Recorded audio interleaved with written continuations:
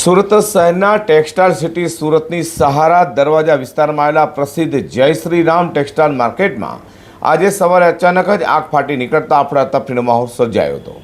માર્કેટના terrace પર બનાવવામાં આવેલા ગોડાઉનમાં આગ લાગતા લાખો રૂપિયાનો કાપડનો જથ્થો બળીને ખાખ થઈ જવા પામ્યો છે। સુરતના કાપડ ઉદ્યોગના હૃદય સમાન વિસ્તારમાં ફરી એકવાર આગની ઘટના બનતા વેપારીમાં ચિંતા વ્યાપી છે। સુરત શહેરના સહારા દરવાજા વિસ્તારમાં આવેલા પ્રસિદ્ધ જય શ્રી રામ ટેક્સટાઇલ માર્કેટમાં આજે અચાનક જ આગ ફાટી નીકળતા અફડાતફડીનો માહોલ સર્જાયો હતો। માર્કેટના ટેરેસ પર બનાવવામાં આવેલા ગોડાઉનમાં આગ લાગતા લાખો રૂપિયાનો કાપડનો જથ્થો બળીને ખાખ થઈ જવા પામ્યો છે।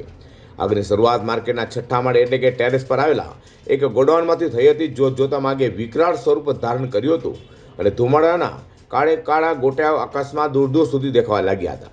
ટેરેસ પર ચારે બાજુ પતરા મારીને બ્લોક કરવામાં આવ્યું હોવાથી ધુમાડો બહાર નીકળી શકતો નહોતો, જેને કારણે ફાયર ફાઇટરોએ અંદર જોવામાં અને આગ ઓલવવામાં ભારે મુશ્કેલીનો સામનો કરવો પડ્યો છે। ઘટનાની જાણ થતાં સુરત ફાયર વિભાગનો મોટો કાફલો સ્થળે પહોંચી ગયો હતો।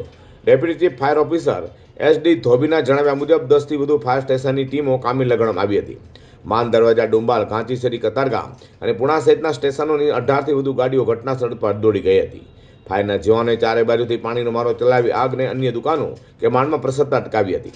લગભગ 1.5 કલાકની ભારે જહેમત બાદ ફાયર વિભાગને આગ પર સંપૂર્ણ કાબુ મેળવવામાં સફળતા મળી છે। હાલ આગ કંટ્રોલમાં છે અને કુલિંગની કામગીરી કરવામાં આવી રહી છે।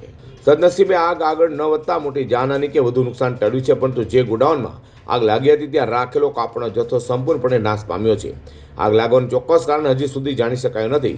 શોર્ટ સર્કિટના કારણે આગ લાગી હોવાની આશંકા સેવાઈ રહી છે, જેની તપાસ હાલ ચાલી રહી છે।